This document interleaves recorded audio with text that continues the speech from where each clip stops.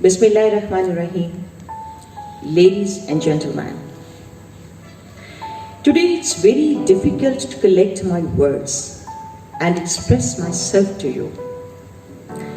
I asked myself, how can I express my story to you? Not story. I shouldn't use this word for it. It's a journey of moments. A moment that told me about my existence and changed the meaning of life. This moment motivated me to go in the society and world and express my strength and passion to you. Everyone in this world having different types of circumstances regarding financial issues, physical problems, cultural, economical, and so-called negative issues which are existing, of course, and increasing day by day. So I thought maybe my story and strength which I will share with you as a woman and as a mother. For the parents, it's very difficult to draw a line among kids. Every child is close to the heart of the parents, and there is no debate about it. My 12-year-old son Iqtizaz got exceptional qualities, good in studies and other activities. But his love for sports is crazy and unbelievable, especially for the cricket. Every time he was holding a ball in his hand and moving around, likes to talk about cricket for hours and hours. Whenever we are going outside and we stop our car for petrol for a few minutes, he instantly jumped out from the car and started playing cricket on the road. And we got irritated by it. One day, he came to me and said, Ma, do you know what is my passion and dream of life? I got an idea, but I didn't discuss it and express it. I said, no, I don't know. He said, I want to be a cricketer. It's my passion. It's my dream. So please allow me to join the Cricket Academy and encourage me to play cricket to that level which I want.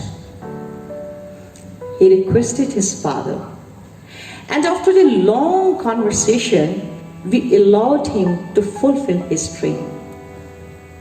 I remember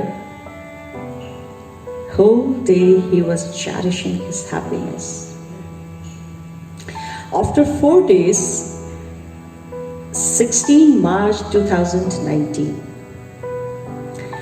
my ears heard an echo that Iqtizaz got electric shock of 11,000 kV during playing cricket and was badly injured.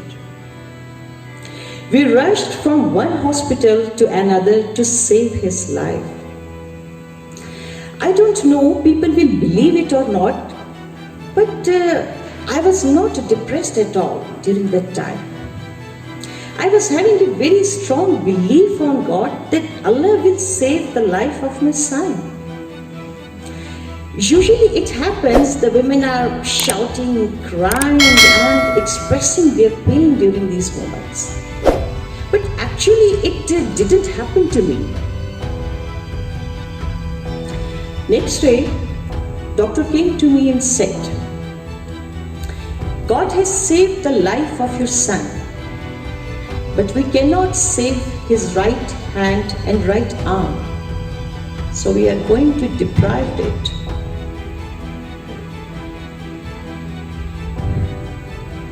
I don't know what sort of feelings I felt during that time.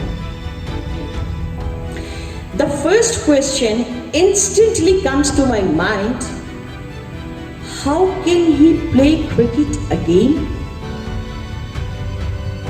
He will be able to hold a ball in his hand? This thing shattered me from inside. Psychologically and physically, it's not easy to accept this reality. And for the parents, it is a most devastating moment when your perfect and capable child is unable to do anything in front of you and you are helpless. You cannot do anything. Optimistic approach was very strong during these moments. Pessimism can occupy me, but I tried to resist it. And I was silent and make my strength very strong. All our family members, team of doctors, psychiatrists, they make our strength very strong. I pay my gratitude to all my family, doctors, psychiatrists, and the people who played an excellent part during that time. And they didn't have any relationship with us, but they played an excellent part in these days. I am completely unable to pay my regards to all of them. God help us from such tremendous ways which I cannot even imagine. Every day we were going through very tough physical phases, and it shattered the nerves as a human being and as a parent. Every day we were going through the different psychological and physical phases of life, but it was a physical pain. Every day and every night he was shouting and crying with pain. But it was a physical pain and we have to absorb it. What will happen when he gets to know that he's not having his right hand and arm? It was a question mark.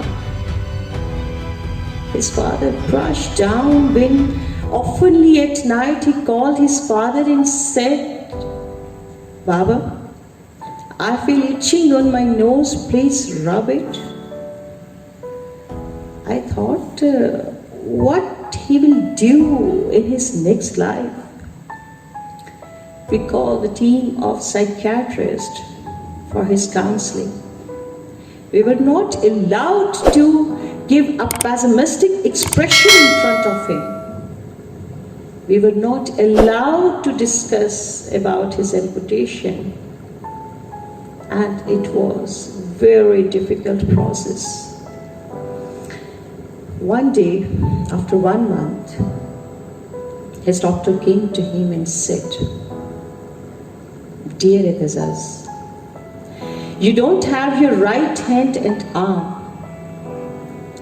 I hope and I expect from you a very positive attitude." And he smiled. I remember that night, he didn't cry, he didn't shout. That day, I composed myself and thought, what should I do now? His father and me decided that we will make our child perfect and capable again with the help of God. We will give some encouragement to him to face the irritating question and expression of society with courage.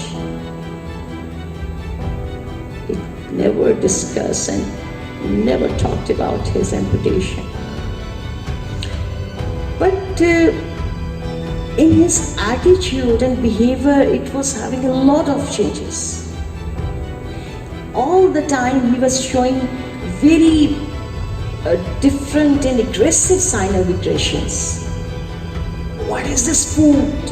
What is this? What is that? But he didn't discuss about his amputation.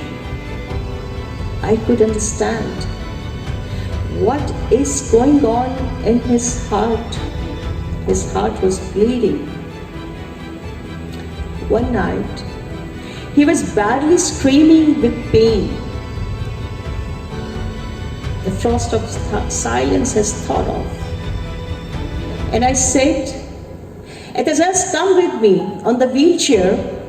I want to show the other patients. I want to make a visit of whole burn center." He asked me why. I said, "You're not happy with your God. You're not showing a thankful attitude to Allah, and I don't feel it good, my son. Allah has given you a new life, but you are showing a thankless attitude to Allah. So I don't feel good, my dear. So come with me. I want to show you the other patients in the burn center who are unable to walk, who are unable to speak. Their whole body is damaged, but they are not complaining, my son." That day, I taught a lesson to my son, which I learned during my long stay in the hospital. I asked a question to it, as, "Do you know why it's happening to you?" He said, "Why?" I said, "Because Allah has selected you for this, and He expects from us to face this reality with the smiling face and strong emotions, my dear. No matter your hand is no more with you, but your brain is alive and other body parts are alive. So no need to cry. You have to defeat your depression and fears. Don't lose your hope. Get up and set an example in the society for others. A society where everyone is dissatisfied. A society where everyone is complaining to Allah. Oh, we don't have a luxurious home. Oh, we don't have a luxurious car. We don't have the luxuries of life. And they are showing continuously a thankless attitude to Allah. They don't realize how lucky they are, how blessed they are. They are unable to touch the flavors of life. Life is a moving circle. Ups and downs are the part of it. The main focus is this: how you are trying to handle your problems and how you are trying to communicate these problems to the society. Ladies and gentlemen, I make my goal and determination, and it's not me. God has given me the direction to do this thing for the society, to give a positive strength to the society, which is full of depressions and so-called issues. Ladies and gentlemen, I make my goal and determination, and I will share it, inshallah, one day.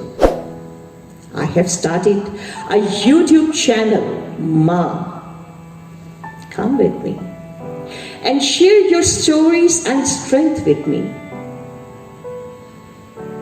Remember, you have to defeat your fears and face the realities with a smiling face and to move on. Life will be easy and beautiful for you. The day when we were discharging from the hospital, I asked, it is as we are going back to home after a long time, so what's your wish to do?